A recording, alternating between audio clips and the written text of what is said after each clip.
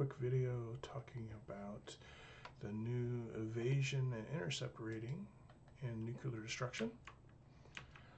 We added this in nuclear destruction so to make it a little easier to figure out what anti-missiles shoot down, what bombers and what missiles, without having to refer to a chart.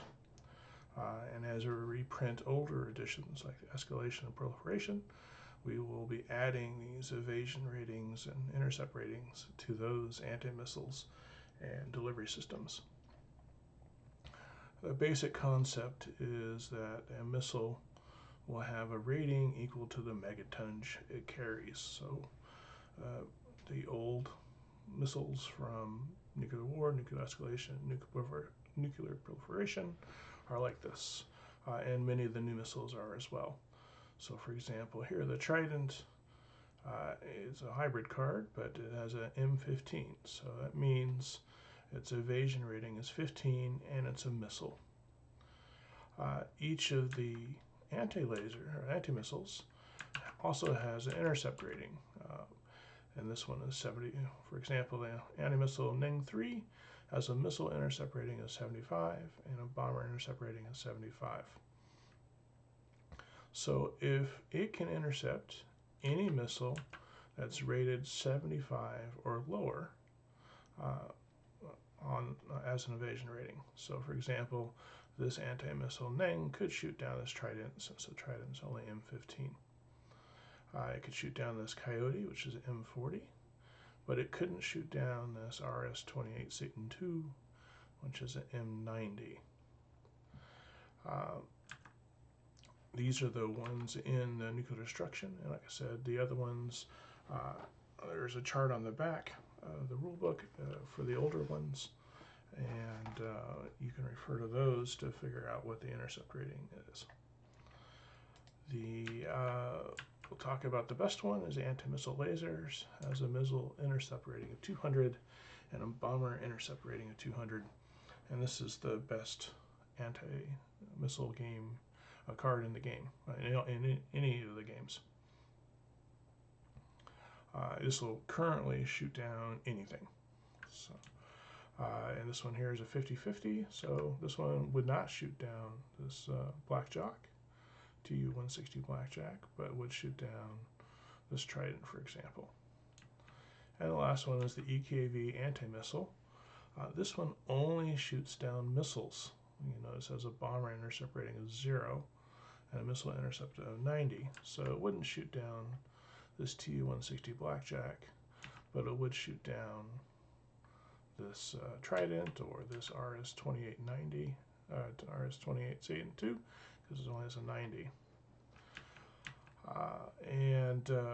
When we're looking at their ratings, like I said, most of them are based on how many megatonnage they could carry, but we started to play around with that a little bit here, like this new Satan II. It carries 100 megatons, but is only rated at 90, so it's slightly less good than the Saturn missile from the original set, but still carries 100 megatons, which is quite a bit. So that is how the evasion and missile intercept ratings work. In the game, when someone launches a missile at you, before they roll the die, you can decide to use an anti-missile that will shoot down the delivery system coming at you. If you do that, you discard the delivery system and the warhead attached to it, and you discard the anti-missile as well. It is then whoever played the anti-missile's turn next. So this can skip players, and if you target someone to your counterclockwise direction, then you'll go right after he goes, after they go. Just a little rule that some people miss. Anti-missiles, when you play them, also make it your turn. Also wanted to talk about some of the new secrets and specials in the game, and give you a quick demonstration of how those work. So first one, we're going to talk about an older one, a spy. So a spy originally was in Nuclear Escalation and has been in each major expansion since then. A spy has 4 different things it can do. The first thing it can do is foil a saboteur. The saboteur is a card, I believe, in Nuclear Escalation that will stop a launch. It's like a kind of anti-missile before it even gets in the air. The saboteur stops the launch, and you discard the delivery system and the warhead. Unless, of course, you have a spy, in which case you can stop the saboteur. The next thing it can do is steal a secret. So when you have a secret, and when you draw a secret in the Nuclear War series of games, you say, I have a secret, or I have a top secret. And then everyone has an opportunity to play a spy to steal it. When they steal it, they do not look at it, but put it face down in front of them. And when it is their turn, before they draw, they will say, I have a secret. And then at that point, the secret will activate. So when you steal a secret, it does not activate immediately. It activates on your next turn. The other thing you can do is you can take a peek at a player's launch track. So you can discard it to take someone's launch track and look at their 2 face down cards.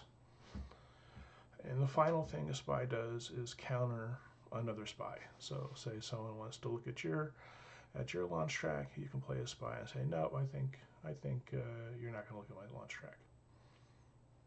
And that's how spies work.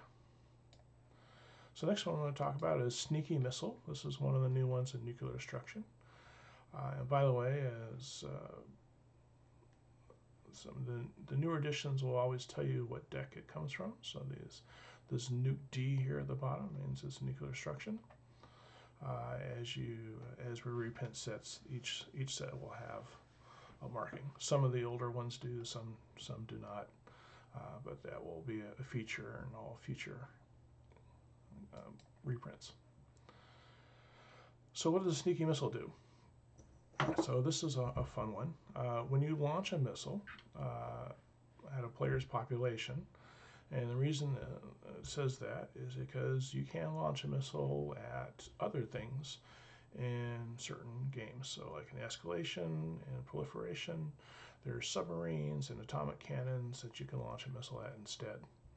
So you have to launch this at the population, so you're targeting a player's population.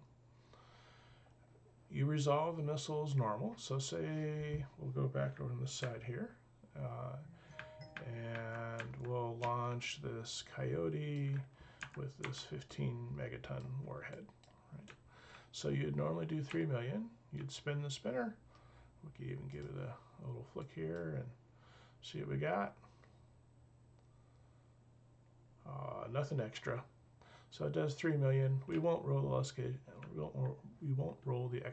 escalation die. So I got a total of 3 million. And it says if the missile caused any damage, subtract 5 million population, and the target must discard their face down cards and then refill them from their hand. So what this means is instead of doing 3 million, I would do negative 2 million, or in that case 0 million.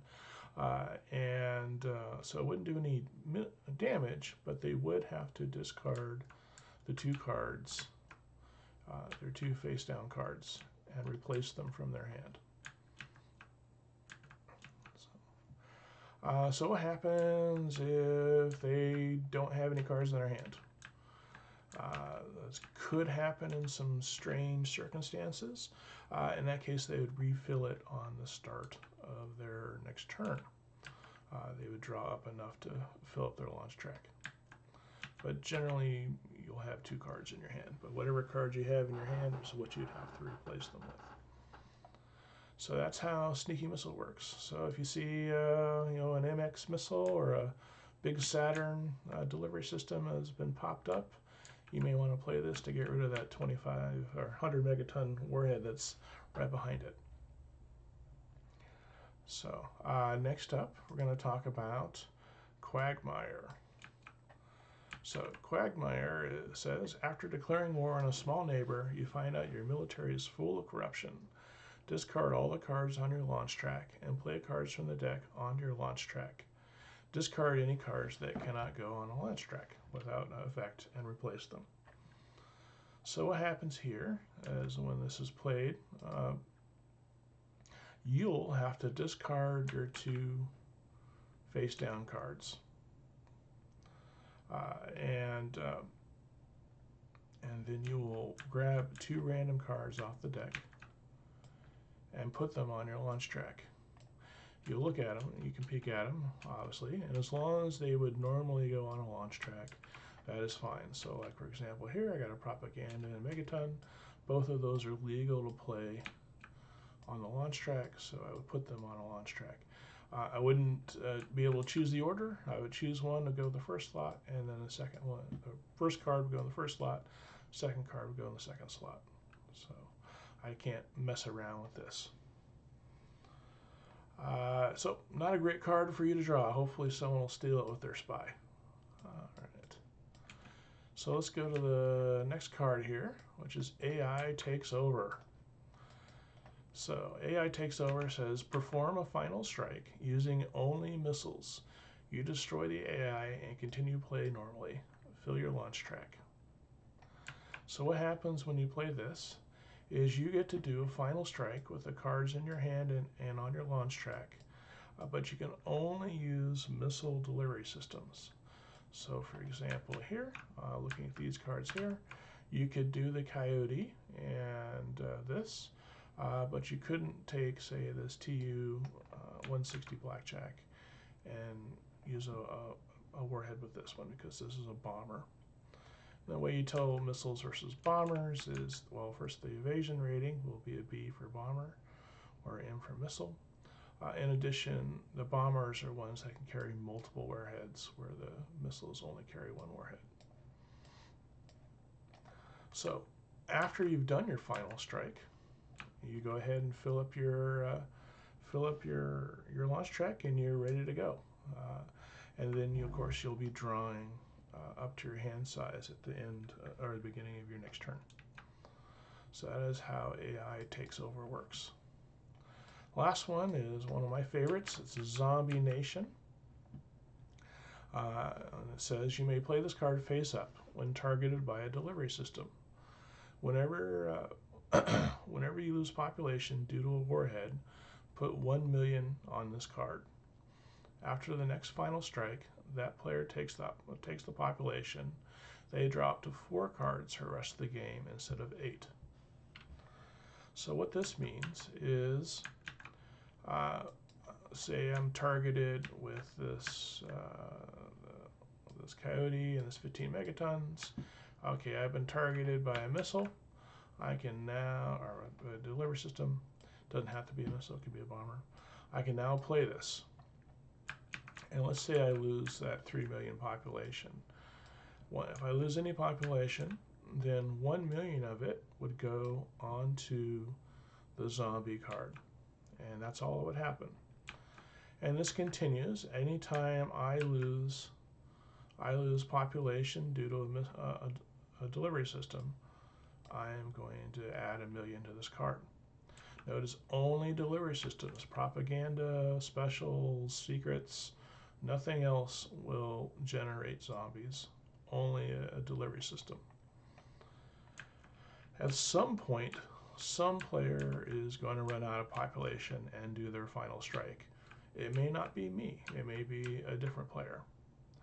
Whoever is eliminated through the final strike performs their final strike as normal, and they then get the Zombie Nation, and you can put it over there to remind them, and the population that goes with it. So they're still in the game with whatever population was on the Zombie Nation. However, instead of drawing up to 8 on their turn, they only drop to 4.